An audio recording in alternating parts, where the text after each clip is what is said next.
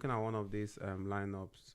People were doing combined 11, Spain and England. Did you see what?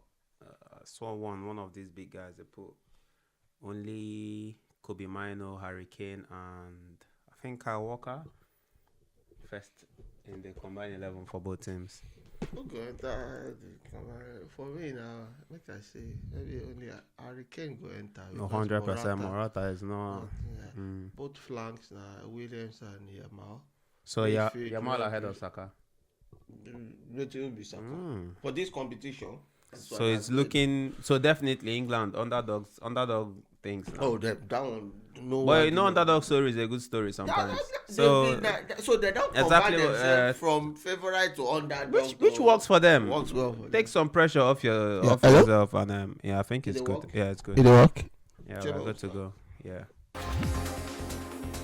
Half an hour, welcome back to the channel. Backyard Football Community. We don't come back again. Welcome back. If you're here for the first time, I beg you, please leave us a like, leave us a comment, subscribe for good measure. If you're watching us, if you're listening to us, this is about 24 hours to the big final of the European Championship. Not to forget, there's also a Copa America finals going on, but I can't tell you anything about that Copa America finals, to be honest. The timings has not really been good for. Well, I can tell you a bit. I've been following. But mainly we are looking at the preview for the big final. Well, all England. You need to know in Copa America is Messi is about to win another trophy. Back-to-back Copa America. That's all you need to know. I feel like he's going to, but we'll get into that, Salam. Let's take it easy. If you're listening to us, 24 hours to that match, England v Spain. I don't know, whatever you're doing. This one, we're going to keep it short and simple and sweet. I've not said this before, but I promise you this one is going to be interesting. So, maybe you're watching, you're cooking in the gym, you're driving, whatever. Just have a quick listen. This is football. Nice and simple, logical, direct, precise. Yeah. I can't believe it's the finals already. Just like yesterday, we watched Germany TS Scotland opening game of that tournament. The tournament has been, some people have their opinions about it, that has not been that interesting, that AFCON has been more exciting, this and that, but obviously to an extent it's been all right. It's kept us, we enjoyed those days when we had 3 games, we had 2 games, and now it's coming to an end. So we thank UEFA and everything. Good officiating, fans have been up for it, it's been lovely. So yeah, obviously it's me, Regis, here, and we got the man, the myth, the legend, showing up in the colors of La Roja. Yeah. I don't know what your plans are, brother, but it will not work for you. Because tomorrow, we are all England. Salam wafa now. I did all right. Well, it's been a brilliant competition. Not the highly explosive, performance by the top guns as many people would have expected, but as I've said several times on this pod, in this tournament, it's been a competition where we've seen more of strategy and technicality rather than just people going and blazing other people away.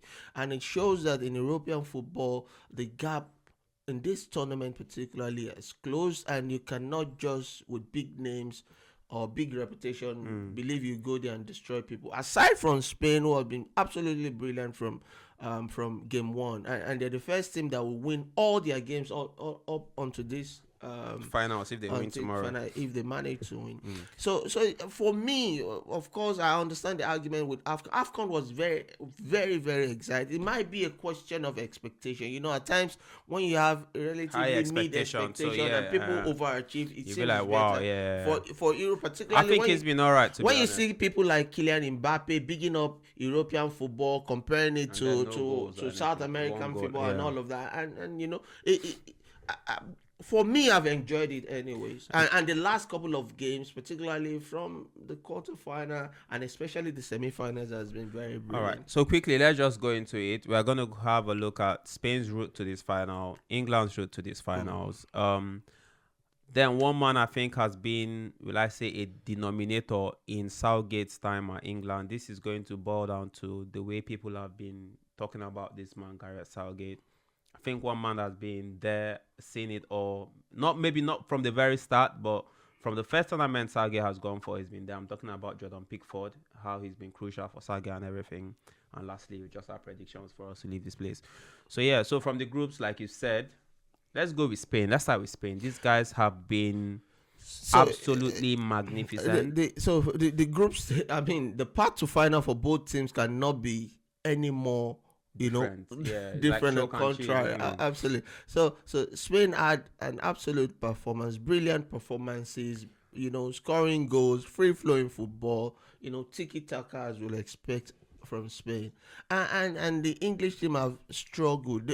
In fact, they've managed to scrape through all their games, after the initial good 30 minutes in the first game.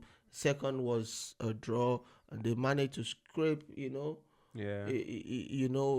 last minute equalizer in the second round that took them to the extra time, which they won.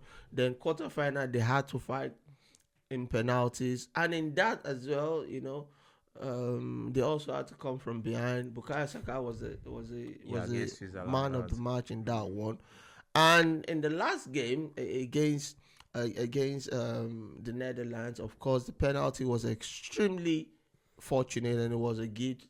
Of course, the officiating hasn't been horrendous in this competition, but they've had one or two blips, bad moments, and that penalty, not too bad. Definitely, you think that penalty shouldn't have been awarded? Never in a million years, and I'm very happy. I think it's about 6.5 dozen for me. No, it's not. If that thing happens in the middle of the pitch, it's not. It's not a foul. Except you are asking people not to defend any longer. Now, I'm happy because the vast majority of the English pundit I've said exactly the same. You can be happy that you get a decision right, but that doesn't mean that is a penalty. Fair enough. Is wrong. Sometimes it goes Gary for Neville immediately. As a defender, he knows what it feels like being a right back. But people like Gary Lineker and Alan Shearer was doing the commentary on the day. Absolutely said that was an horrendous decision. Anyway, of course, Ian Wright was it's a strike from a striker's perspective. Alan Shearer and Gary Lineker were both. So obviously Spain, they set the tone, put their foot down, set the marker, went to beat Croatia 3-0. Yeah. That was absolute. That was the game everyone came out and said, you know what, I think these guys mean business. Yeah. Went to Italy. They needed an own goal to beat Italy, which obviously, if you see the score flatters Italy completely. Absolutely. Because that game should have been proper 4-0. And that was the game that showed us Italy they're not ready for the tournament. They're in that stage. It was just too much superiority. Yeah, too much superiority. Come back. Yeah. And then against Albania, completely different team. Second team. Yeah. You see, with Spain have been able to play everybody that has come to that tournament, except their third goalkeeper, and they were still able to come out, keep a clean sheet. Raya had a good game. Yeah, he did. Well. Went against Georgia, obviously considered first, and then that was when I saw Spain. I totally agree with you. That was the game I felt. That was Spain. Spain was not part of our four. Yeah, they were not. Four. I had Spain down to be like the flops of the tournament. I'm not even going to. That is a stinker from me. No, absolutely. Because obviously, you cannot rule going by what they did in the World Cup in 2022. That's why I see this De La Fuente guy. Even the qualifiers, I believe Scotland beat them in the qualifiers. Scotland beat them in Scotland, but I think they beat them in Spain. Yeah. So yeah. Anyways, obviously they beat Georgia against Germany, which I think is the most difficult game they've played in this tournament, rightly so, against the host. Still done it in 90 minutes. One of the best games. Yeah. No, extra time. Did they play extra time? Yeah, 119 minutes. Yeah, Mikel Merino, I forget. Yeah. The header. Yeah, 2-1. And then against France, obviously 90 minutes, 2-1. For England, first game, that 1-0 win against Serbia, I think that was the game that even brought qualification. Yeah. Went on to draw the next two games against Denmark and Slovenia. Struggled against Slovakia in the round of 16. Should have lost that game easily. Went to penalties against Switzerland. And then obviously against Netherlands, it was also touch and go. Yeah. It was still their best game. Yeah. Still their best game. And so they showed that they could come up against a very good side and raise their level. Coming from behind, you have to give them credit for that. So Spain, obviously, they've scored 13. England has scored 7. The defenses are relatively the same. They've conceded about the same amount of goals. Obviously, England have conceded 1 more. So in this game, based on everything, obviously, you're wearing a Spanish jersey. Are you going Spain to win? Well, I'm wearing a Spanish jersey because I think they're without a shadow of doubt, the best team so far in this competition. And every football lover would have fell in love with people like Iniesta, Xavi Hernandez. Yeah, those were the days. Raul Gonzalez, David Villa, Cesc Fabregas. They've got lovely footballer in Spain. So I've got their jersey. But I have to tell, if you're using brains, just like when we're talking about Arsenal towards the end, it's a struggle between the brain and the heart. Listen, of course, the brain in this situation is screaming completely Spain. However, if I look down in my heart and you look at the pathway England have gone through in this competition, it just looks like it's written in the stars for them. England. It's like because they've had luck when they should have luck.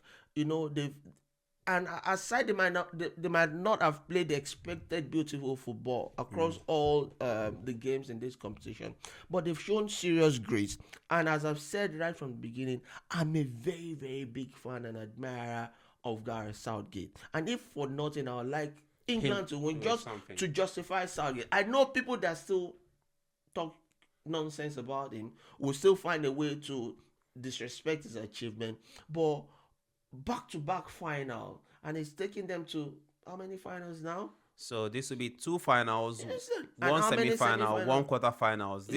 You cannot say this about England. He's already achieved more than all English manager combined since in the last 58 years. He's the first man that will take England to a final outside of the English soil. You can see all you want about the way he plays. His everybody now is a grade A manager. Sitting on the armchair, the football fantasy and all of that. As giving people that this job is easy. See, managing people, trying to let people buy into your idea, regardless of how smart or unsmart the idea is a very big, particularly if you're dealing with superstars like those in England. And of course, we can see that Harry Kane does not look fully fit, but he's still going. He scored 3 goals. People say drop. No, see. Might even win Golden Boot. Yes. In fact, if he scores one, no, even if he doesn't, if Olmo doesn't score, 6 people. They say they're all going to share. So I think we just have to give our respect to Southgate, and of course that leads us nicely into the next part we want to talk about. You see Jordan Pickford, who I feel should be a reflection of. I want people to understand something. Jordan Pickford has been like Southgate's go-to. Yeah. Now, if we want to compare Jordan Pickford to the goalies we've had in England, let's not even go too distant. Do you want to talk about James? James is better than Pickford.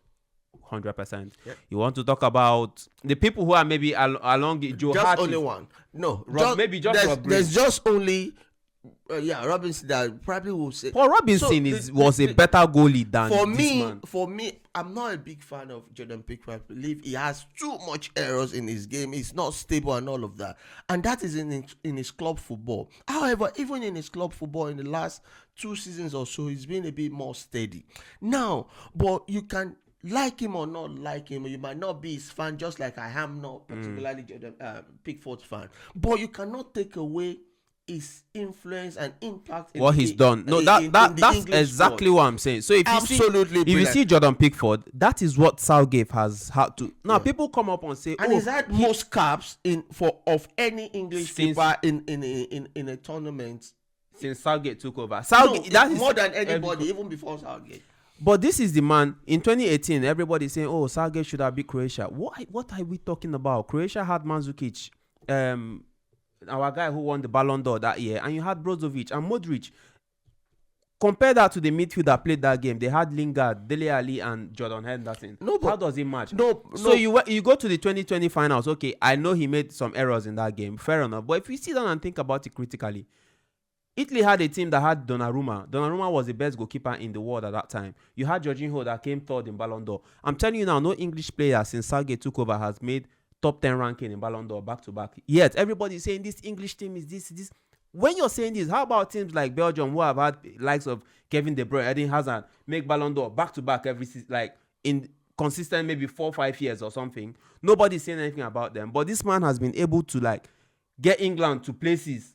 But because the football is not Pep Guardiola-ish kind of football, I don't get it. With the player, with somebody like this goalkeeper that I've just said, that is what he's literally had to. Obviously, he can come up and say, "Oh, he's got Bellingham, he's got this." This is recent times, man. This whole Southgate bashing and everything, it just has to. When you guys had Robert, when you had the likes of James and Gerrard and Lampard, these guys were constantly making top 10 or top whatever. I shared something on my story, comparing this team with was it the 2016 team, I think, or the Gerrard's generation. Yeah, that should be team. The only person that would manage to enter that squad is Harry Kane and probably Kyle Walker. Those are the only two guys that would manage to enter. Then big shout for Pickford as well, with respect to his performance. That tells you when people say, "Oh, Gary has got abundant talent." He's not. We've got English team with bigger talents than what we have now. They did not make a semi-final. So the problem, I think, is a modern day problem. His style of play. No. It's not even style of play. It's a question of grandiose delusion by people in this age. Before, if you've got grandiose delusion, people will tell you that you've got a mental health problem. But the problem now is that everything is acceptable. Now, I'll tell you why. What gives a team that the vast majority of people talking were not even alive when the team managed one final? You understand? What gives you the right? What gives you the God-given right to feel you should go to a competition and win or get to the final? No, that's my problem. Why do you think you're better than Spain or France or Netherlands or Belgium? You are going far. I'm going to hurt a bit of English fans' ego now. When you compare England's achievement, international achievement, looking at the Nations Cup, equivalent of their Nations Cup and World Cup, compared to Nigeria's achievement, we've won more trophies than England. You understand? So you cannot come and be shouting as if you are from France or Spain or Germany. Yeah, that you've done it a lot in the past. And the manager that's taking you guys to leaps and bounds, the only thing respect. You get is it's not even the no respect. Is the way is the names they call him. They make him sound like he's a dull man. And that's the problem. That's why I think people are deluded. Because he's a bit humble. He doesn't give it back. It's not Mourinho. Yeah, it's not Mourinho that gives back. And that's why I said, even if he wins, and I've seen that I think the FA wants to give him another contract to the World Cup. He's earned it. Even if he doesn't win, he's earned it. But I would have loved him not to take, because if he wins this tournament and say he goes out in the second round, quarterfinal, or even the group stage, which has happened to Germany, Spain, France in the past, they won't hear the last of it. The only thing they will talk about this man will be his low, not his high. So for me, if there's anything, even more than Saka, I would like England to win this trophy because of Southgate.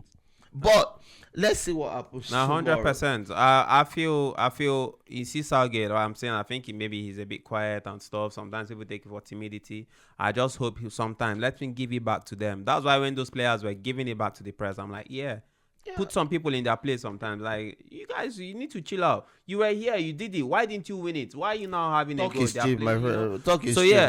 I wish them all.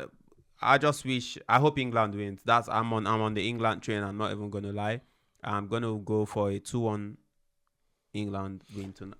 I'll go the reverse 2-1. I'm going with brain here because I went with heart with Arsenal. We didn't win, so I'm going with brain here. 2-1 Spain win.